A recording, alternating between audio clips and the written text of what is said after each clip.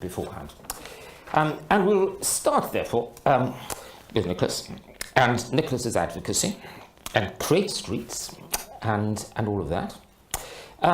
Nicholas, are you anything other than an arrant populist devoted to the cause of denigrating the architectural profession and raising the level of public ignorance thereby? The joy of answering questions from Hal is you always feel like you're sort of writing a Tintin book after Proust has just come and posed the question. That was said to give me time to think of a reply.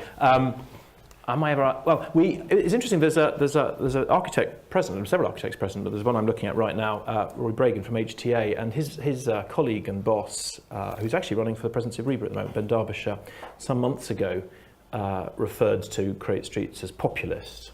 And I was about to respond saying, no, we're not populist, we just want what is popular. And I said, no, we will take the charge populist. We will take the charge populism. And I think if by populist we mean worrying about what people want to see built near them, and if by populist we mean wanting to see built where people are provably happier and where their physical well-being is higher, and where they're more likely to know their neighbours in a controlled way that they feel good about, and where their children are likely to play outside more frequently on a regular basis and to do better at school. If populism means throwing aside, and I'm going to try and be provocative here, but throwing aside the concept of good design as something which is platonically opined upon by the great and the good and the educated, who have a level of insight that the rest of us are not vouchsafed, but actually saying in this new world of metadata, this sentence will end ultimately, but in this... is megadata the same thing as big data? It's bigger. It's even bigger. It's even bigger. As computer, because the sentence got some caesura there.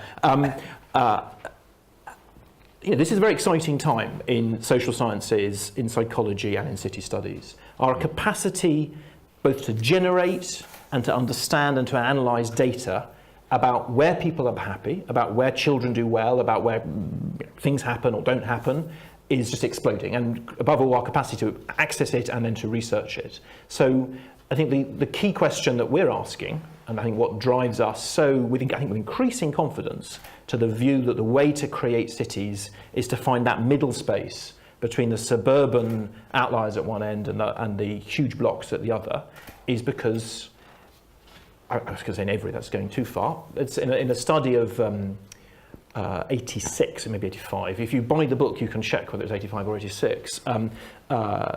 Studies looking at whether living in a very big building is correlated with better mental health, better physical health, knowing more of your neighbours. We find that, again from memory, I think 79% show that it isn't. About 11% show there's no correlation, about 11% say the opposite. So we're very interested in the data and where people are happy, and that place in the middle where you get the advantages of living in a house, which are provable, but also the advantages of being close to your neighbours and in walkable distance of shops or schools or things, is what we're arguing for, but not through populism, through data on popularity and well-being. And taking seriously what people tell you about beauty.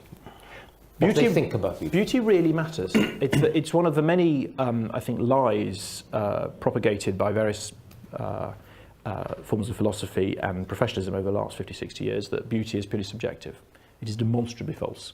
In every single survey that we have done or that we can find of what people in Britain, that's when we've mainly looked, but we've looked a bit elsewhere, like in the built environment, or indeed in their world environment, it is incredibly predictable. People like buildings at a human scale. They like verticality, I say people, about 85 to 95% most of the time. Verticality in the built form. They like something that speaks a bit of place more than of time.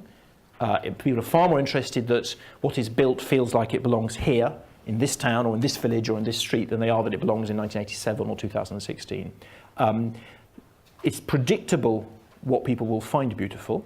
And again, I was referring to the metadata studies. In a range of studies done in the last few years, one particularly done by the University of Warwick with 1.5 million data points only last year, beauty is correlated, liking where you live visually and aesthetically is correlated with your happiness and liking where you live. It is one of the most predictive drivers. It's always up there in the top 2, 3 or 4. So yes, you can predict it, and yes, it really matters.